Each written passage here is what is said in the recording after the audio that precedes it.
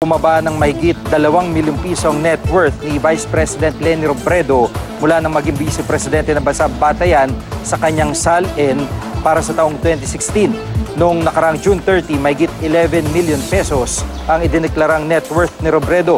Pero nitong katapusan ng Disyembre, bumaba ang kanyang net worth sa mahigit 8 million pesos na lang. Kabilang sa assets na idineklara ni Robredo ang ilang lupain sa Naga City at mga ari-arian gaya ng alahas at sasakyan. Mayroon din siyang share sa kumpanyang Meralco.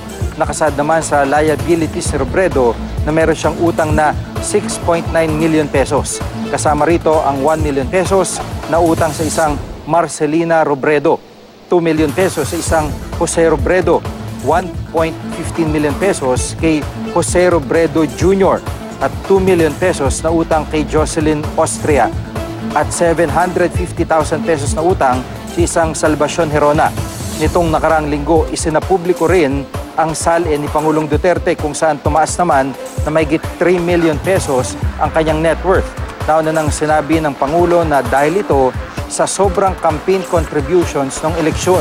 Walang sinabi si Robredo tungkol sa kanyang SALN sa pagbisita niya sa Brigada Eskwela sa Balara Elementary School sa Quezon City. Pero sa isang panayam, tinanong siya tungkol sa pagbasura ng House Committee on Justice impeachment complaint laban kay Pangulong Duterte at ang planong iakyat ito sa International Criminal Court. Sagot ni Robredo, malayang sino mang maghain na reklamo laban sa Pangulo sa ICC pero naniniwala siya na mas mabuti kung dito na lang sa Pilipinas resolbahin ang issue. Yun, tingin ko hindi naman natin mahihinto ang kahit sinong gusto mag-avail ng mga prosesong available. Pero syempre sa atin bilang bansa, mas gusto sana natin na nire-resolve natin yung mga problema on our own.